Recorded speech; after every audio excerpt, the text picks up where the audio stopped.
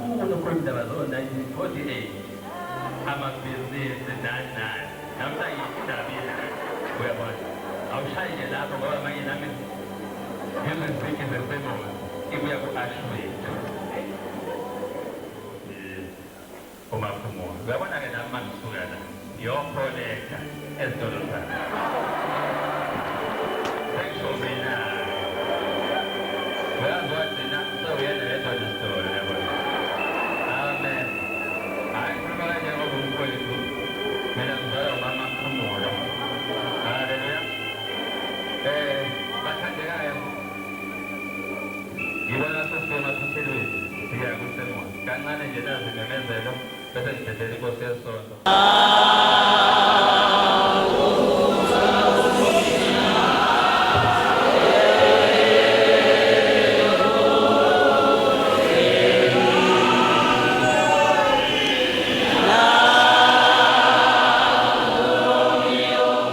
ngokukhethekile ngiyakubingelela mkhulu baba wethu senior bishop JJ Mashinini nogogo the king of the house the father the leader egameni lika Jesu amen. Iphasika lethu ke bazalwane siyazi sonke ukuthi sisezakheni haleluya sisezakheni #ezakheni sizothi nje uJehova unomusa yilapho umshini oyobuduma khona egameni lika Jesu zonke ikhova bazalwane zizophelela ezakheni inkosi yomusa inibusise ngalesihlabalelo ubabudladla uyasukuma usukumisa inkosi yesonto senior bishop Mashinini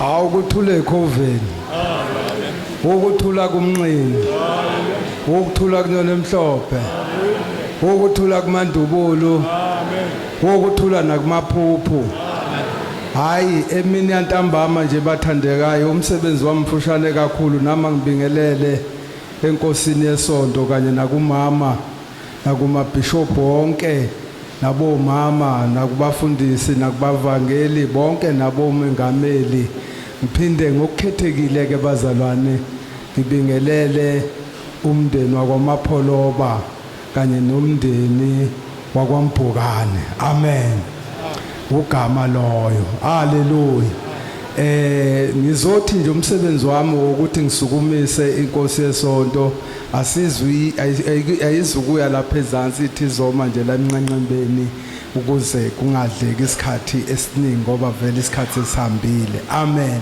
Siyabonga ke nje kubo bonke abazalwane abakhona ukuzophelezela uMapholoba namhlanje. Nenze ubukhova, nenza ukukholwa abazalwane. Abantu abamnyama ngiyabathanda mina ngoba bayazwelana, abafana abamhlophe kuyakhethwa ukuthi ubani abazoza emncwabeni.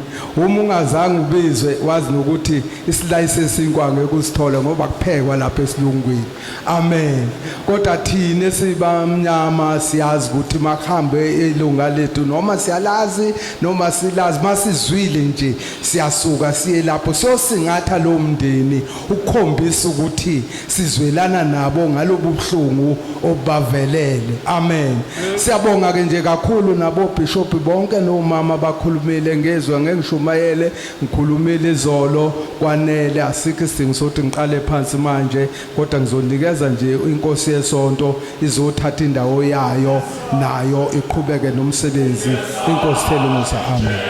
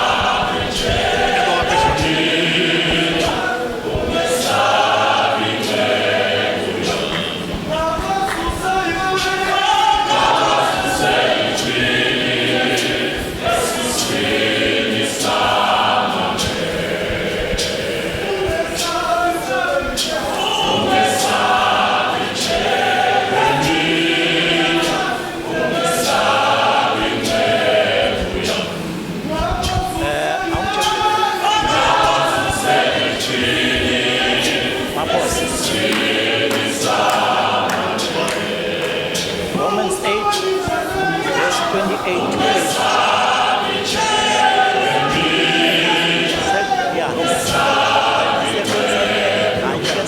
Yeah. Chapter 12,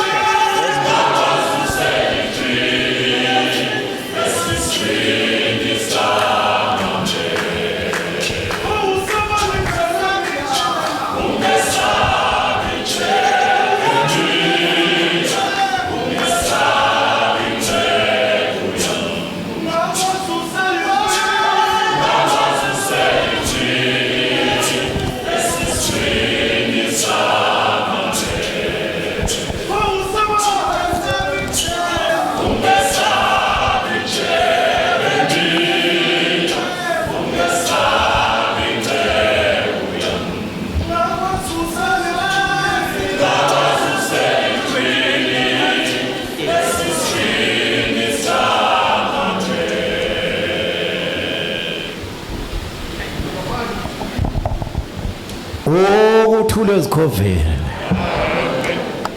ukuthula kumnqini, ukuthula kumandukulu, ukuthula nakunyoni emhlophe. Nami ake ngibingelele ibandla likaNkulunkulu lonke azizuzela lona yena ngegazi lakhe. Amen. Alizuzwanga umuntu, lazuzwa uYusimakade ngegazi lakhe. Bingelela amabishop wonke, archbishop babo Vusigama, ngiyakubingelela mfowethu egameni lika Jesu.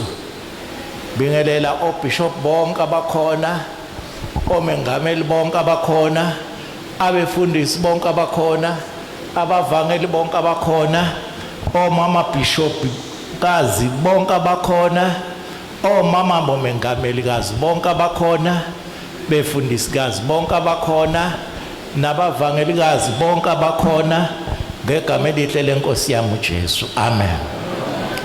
Bese ngibingelela umndeni wakaMapholoba, bingelele umndeni wakagama egameni lika Jesu.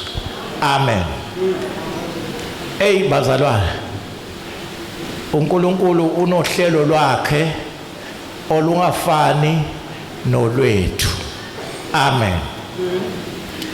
Ungabe kuya ngokuthi inkosi buza thina ukuthi thatha ubani, besizosho ukuthi ungamthathi lo. Amen. Ukube bekuya ngokuthi sibuze besizothi ungamthathi lo, kodwa khona ongamthatha. Amen. Kodwa hayi lo. Alibonke amale Nkosi. Kodwa ngoba ke akabuzi, wenza ngohlelo lwakhe. Uma sekufike isikhathi sokuthi indlu isiphelile, sekumele uhambe uye kuleyo muzi ongakhuwanga ngezandla. Alibonke amale Nkosi. Ake ngibingelele inkanyezi yonke yakithi egameni elihle lika Jesu. Ngiyanibingelela inkanyezi yonke egameni lika Jesu. Bingelele abantu abasha nonke egameni lika Jesu. Njengoba nibahle ningaka nihlabelela kahle kangaka, uNkulunkulu azanenze kahle abantu bami. Niqhubekele phambili ningaphela amandla.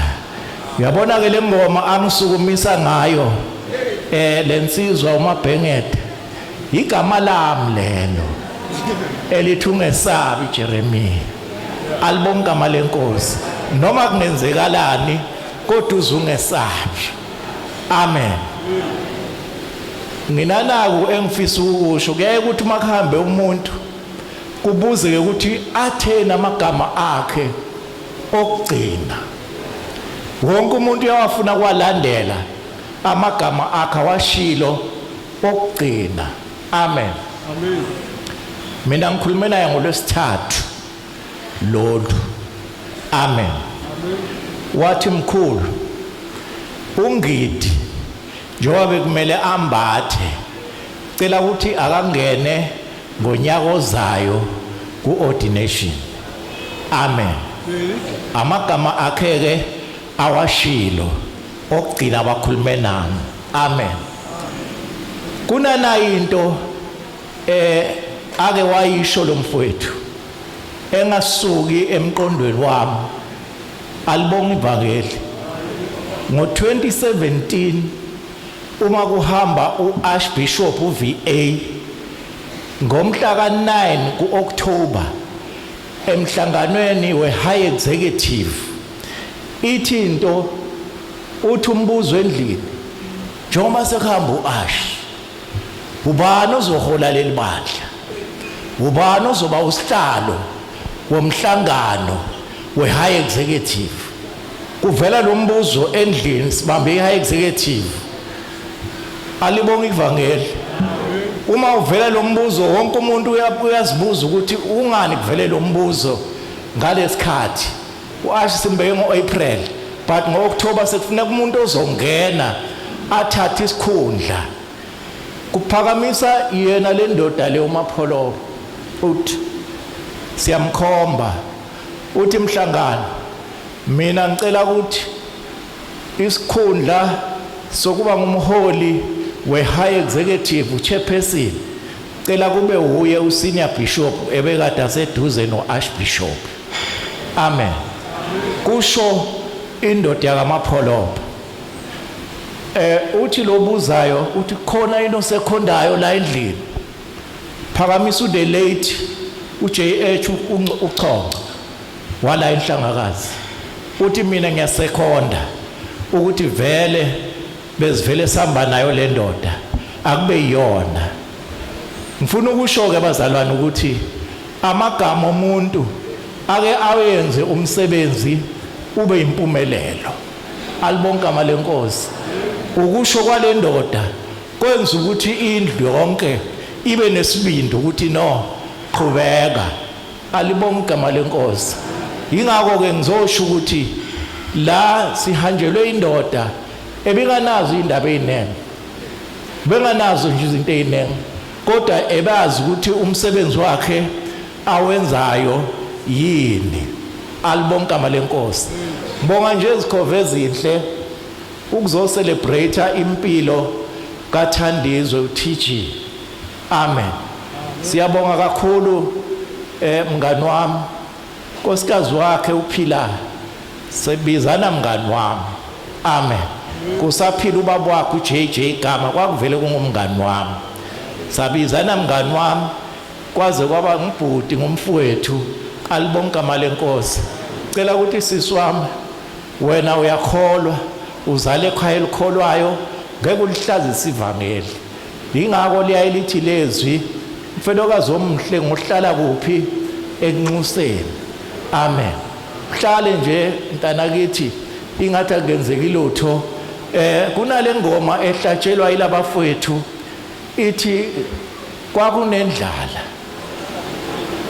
alibonke amalenkosi indlala yake yehla kodwa thina senza njani saphumelela indlala seyifikile saphumelela ngifuna ukuthi muzi wasekuphileni ningathi njengoba sekuhambe ubishop bese nithi indlala ingenile senifuna ukwehla nilingise uEmeleki nowami noNawomi nehlele kaMowabi niyofuna khona isinkwa kodwa hlalani la eBethlehem eJuda sizobuya isinkwa siphinde sibe khona amen angithi lo ngumholi beka provider ngesinkwa ebandleni a provider ngezwe ebandleni njengoba sangekho bakhona bathi impela sesoba nendlala ake sehlele ngenzansi koMowabi nakwabanye siyofuna ukudla kodwa mina ngithi hlalani noma indlala ikhona kodwa nizophumelela isinkwa sobuye sibe khona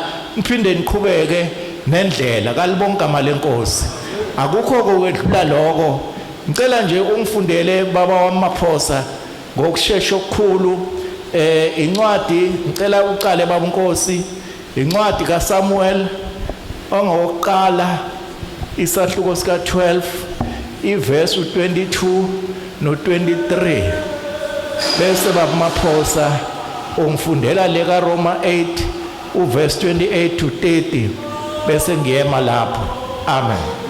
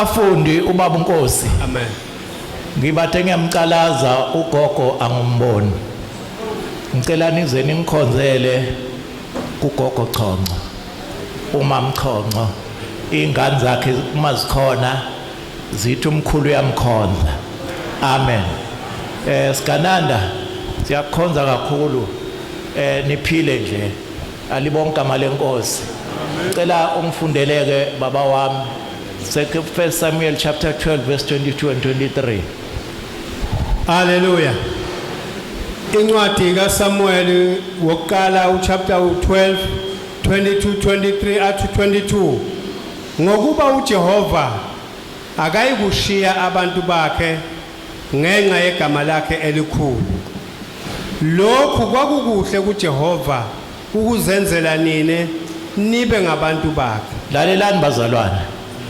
uJehova akayuwashiya abantu bakhe ababizwa ngegama lakhe. uJehova kwaba kuhle kuye ukuzenzela nina ukuthi nibe ngabantu bakhe. Akwenzanga ugama, akwenzanga umashini, kodwa uJehova ozenzele nina ukuthi nibe ngabantu bakhe. Ngaloko ke akana kunishiya uJehova.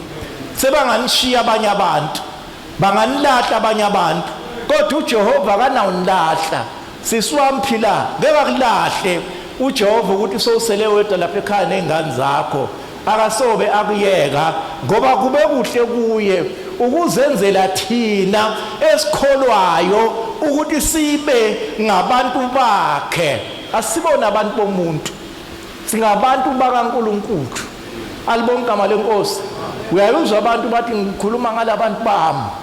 Asibona abantu bomuntu, singabantu bakaNkulunkulu.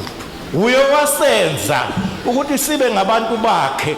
Ngakuthi ke angeke kube kuhle ukuthi asishiye ngenxa yegama lakhe, hayi igama lomuntu, hayi igama lebandla, kodwa igama likaNkulunkulu. Bakhokheli, ngeke nishiye uNkulunkulu.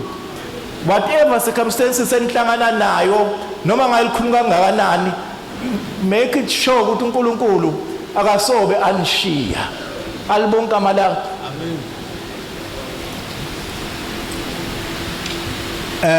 U23 uthi futhi nami makube kude nami ukuba ngone kuJehova ngokuyeka ukunikhulekela kakhulu, ngiyakunifundisa indlela enhle nelungileyo.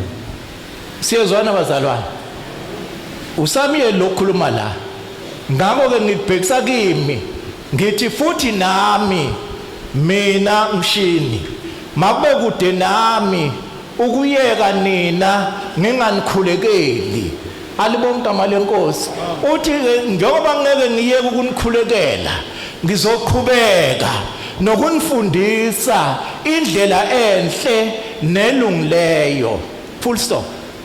Umholi ibandla kumele alifundise indlela enhle nelungileyo, akayifundisi into ama interest akhe okufunwa uye, angasenzi okufunwa uNkulunkulu.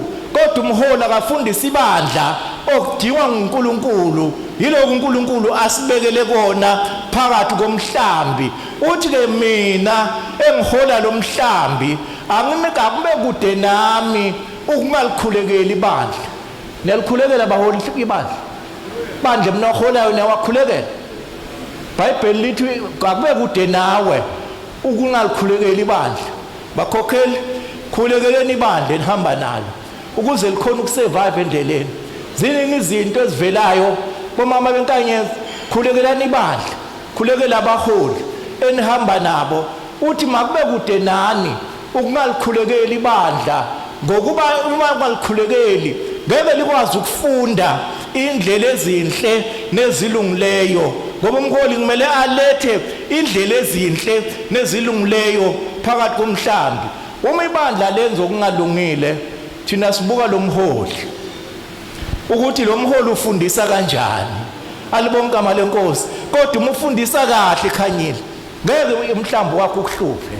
Alibonke igama lenkosi, ngoba uzabulazi iqiniso, iqiniso liyakukhulula. Ngakho ngizosho ukuthi kunyaka lo ka2026 uma ubungalikhulekeli ibandla, uma bongafundisi ngokulungile nokwenza kahle phakathi komhlambi, qala manje, sesewuFebruary, qala manje wenze kahle phambi kwalomhlambi ukuze lebandla uthi uma ulikhulekela kube kuhle kuNkulunkulu ukuthi aliphumelelise, noma ngabe lifuna ini, noma ngabe nithini. Mfundele baba Maphosa incwadi yokugcina ngizoyeka.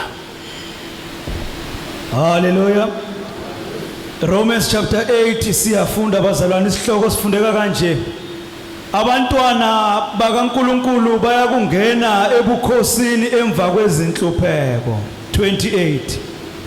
Siyazi ukuthi kwabamthandayo uNkulunkulu konke kusebenzelana kube ngokuhle kulabo ababizweyo ngecebo lakhe. Amen. Awumeke mholi wami. Siyazi ukuthi kwabamthandayo uNkulunkulu konke kusebenzelana kube ngokuhle kodwa kwababizwe ngecebo lakhe. Ngicela ubuza umakhelwane ukuthi njengoba uhamba kangaka ubizwe ngecebo labani? Njengoba uhlupha kangaka ubizwe ngecebo labani? Njengoba uxanganisa ibandla kangaka ubizwe ngecebo labani? Hayi, akusilo ababizwe ngecebo lakhe ubenza ukuthi bahambe kahle endleleni yokukholwa wemtshali, bangaxakanisa izinto ngoba babizwe ngecebo likaNkulunkulu. Uyabona ke na ubizwe ngecebo lomngani wakho vele uzasidida endleleni. Alibonke igama lenkosi. Uma uzawulandela umngani wakho uzosiqaka vele endleleni. Uthi bonke ababizwe ngecebo lakhe laba yebazi ngoba babizwe ngecebo lakhe uzobenza ukuthi baphumelele noma ngabe kwenziwani. Funa ukusho ukuthi uma bowuze ungabizwanga icebo lakaNkulunkulu, tshintsha manje, yenza i-turn around uthi hayi sengiyatshintsha, sengifuna ukuhamba ngendlela yokuthi ngibizwe ngecebo likaNkulunkulu ngoba uma ngilandela lo ukwenza kwakhe akusilwe icebo likaNkulunkulu. Bakhona abantu abazibekile bangabekwanga icebo likaNkulunkulu, benza izinto eziphambene nento efunwa nguSimakade. Alibonke igama lenkosi. Uyabona kuyingozi kakhulu ukuhamba nomuntu one-interest yakhe ongasebenzeli icebo likaNkulunkulu. Awuqhubeke sizwe ukuthi uNkulunkulu ababize ngecebo lakhe uthi abenzeni. 29 ngokuba labo ayebazi ngaphambili wabamisa ngaphambili bafane nesimo sendodana yakhe ukuze yona ibe yizibulo phakathi kwabazalwane abaningi. Uma wazene noNkulunkulu, uNkulunkulu uzokumisa ngaphambili. Ngiyacabanga ukuthi baholi angeke niholele umhlambi ningazange nimiswe phambili. Abaningi benu bamile front, bathola ugcobo, bathola ama blessing ukuthi hambani niholele umhlambi. Uthi ngakho ke laba ayebazi ubamisile ngaphambili ukuthi basifane nesimo sendodana yakhe engiyona yaba izibulo. Alibonke igama lenkosi. Uma ke uzewema ngaphambili ufana nomuntu othatha iresponsibility, ufana nomuntu ovume ukuba iambassador wamela izwe lakini. Njengoba singabaholi singama-ambassador ezulu, simele thina izulu, okulobhekana nezulu kumele kukhikhe thina kuqala andube kudlulele kulo, kungakakhahleli thina akusikwazi ukuvuma ukuthi kudlulele ekhaya ezulwini. Yingakho ke uma umiswe ngaphambili uthwala wonke umthwalo. Kalibonke igama lenkosi. And uma ume ngaphambili kumele wazi ukuthi umholi yini, umsebenzi womholi yini, umsebenzi we-leader. Cela ufunde lokugcina. Verse number 30 labo abamisile ngaphambili ubabizile futhi labo ababizile ubalungisisile futhi labo abalungisisileyo ubaphile nenkazimulo futhi. Bazalwane, uyabona igama elithi ulungisisiwe lisho ukulungisa, uphinde ulungise, uphinde ulungise, ulungisisiwe. Labo ababizile abahamba phakathi komhlambi ubalungisisile. Lithi iBhayibheli labo abalungisisile ubaphile nenkazimulo, ubaphile neglory ukuthi bakhona ukuthi uma bahamba nalomhlambi bangadideki. Akabonge uNkulunkulu. Manje asingadidwa ke ukuthi abantu bayifuna iglory noma bangabizwanga. Abangafuni abantu inkazimulo noma bahamba kabi, kodwa inkazimulo hayifunwa abantu abalungisisiwe. Awubuze lo senext ukuthi ulungisisiwe yini kulo 2025 2026, ulungisisiwe yini? Awungeke usalwa, awungeke usahleba yini, awungeke usamzobingelela nalobo ongambingeleli ngoba sowulungisisiwe. uma uhluleka ukulungisisa kulo nyaka ka-2020 ngeke ngithi baholi mina u-2026 siyalungisa 2026 uma ulungisa ulungisa-ke into yonke edemejekile alibonke igama lenkosi ngeke ngithanda i-dry clean ngoba ayikhethi i-overall enamagrisi namajazi amhlophe kodwa konke kuyangena kube selondri phuma kumhlophe umuntu olungisisiwe-ke ukuthi izolo ebonakele namhla uright kodwa wonke umuntu kuse-workshop siyalungiswa libonke igama lenkosi omama ngithi lungisisani unyaka nje wokuqala kukhulunywa ngendaba zamagudi hayi lungisani bandaba mnihambe kahle lithi hayi noma besingafuni ukuthi sigibele ebhasini eyodwa sesogibela kweyodwa noma besingafuni ukuthenga umphako osubugazade ndawonye sesogazada ngoba sesilungisisiwe uthi omkhulu uma singalungisi kulo nyaka hayi kusho ukuthi thina sifuna kwenza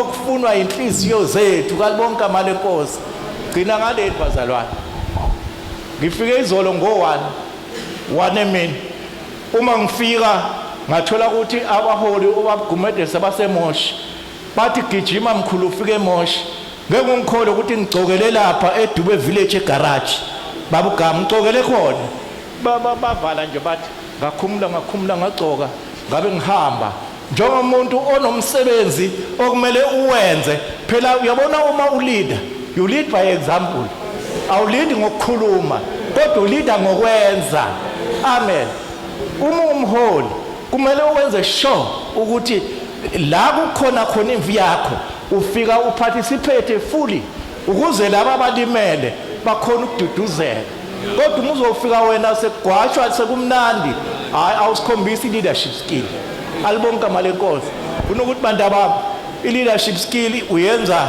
ngokuthi uhambe wenze kona exactly ngihambe-ke yabona izolo nje ngilindele la simanzi ntena nabo bishop besingeke sikwazi ukushiya umndeni kaNcebo so ukhipha umzimba uza la bese siyabaleka thina sinethwe sonke salindela la simazi manje si right siyenzile inkonzo yamzimba kaMapholoba ukuthi hamba kahle Mapholoba hamba kahle Thandizwe usebenzele ukusebenza okuhle lena ke insizwa bazalwane high executive kusukela kuse uVA kuze kube manje beyiloku ku high executive ingako lo hlelo ubona ngathi liphethwe ilamadoda aku high executive ngako ke ngiyanibonga ke bangcwele nonke ubukhona benu ingathi uNkulunkulu angasenza kahle ukuthi kulomnyaka ake sifixe ke lokho okulungile lokho konakele okulungile singakusukeli ulungise lokho kungathi kuyonakala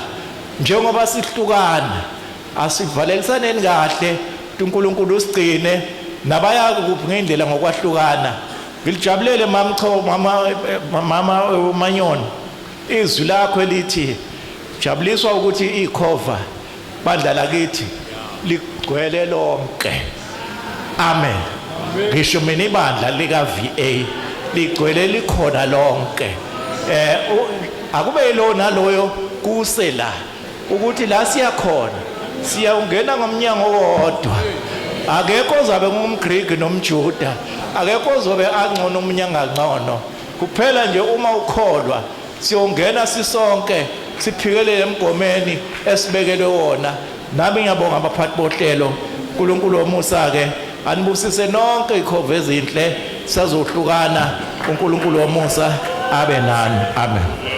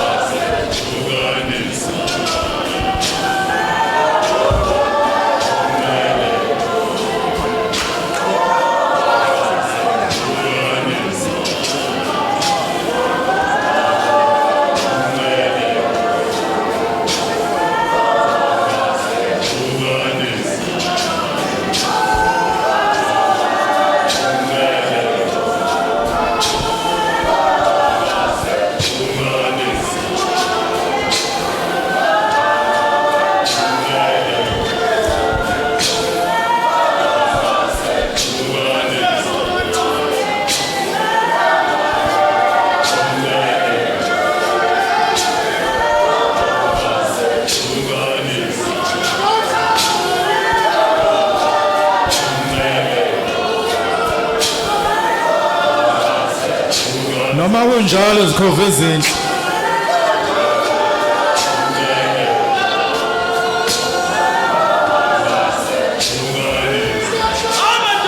Sheshisa mkhulu. Baqale ukumemezela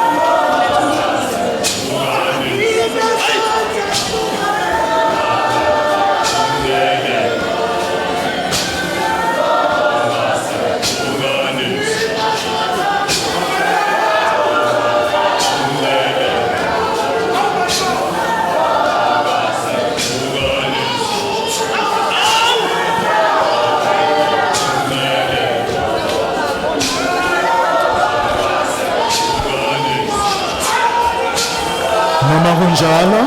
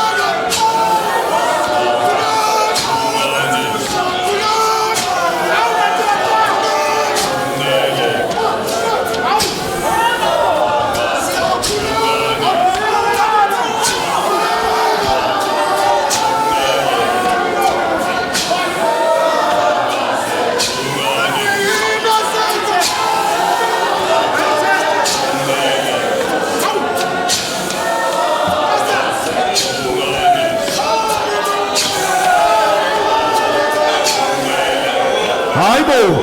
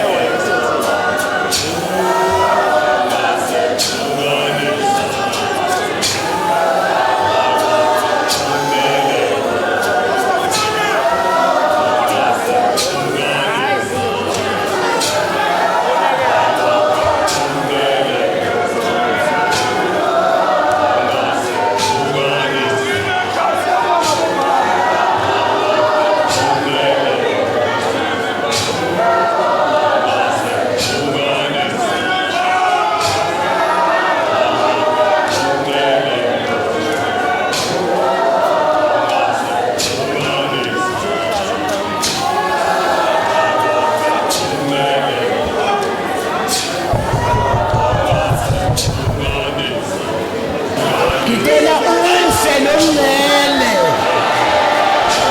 qhubekele enkosini ngoba kwethu ukukholwa okunye asingeni kona sisenkosini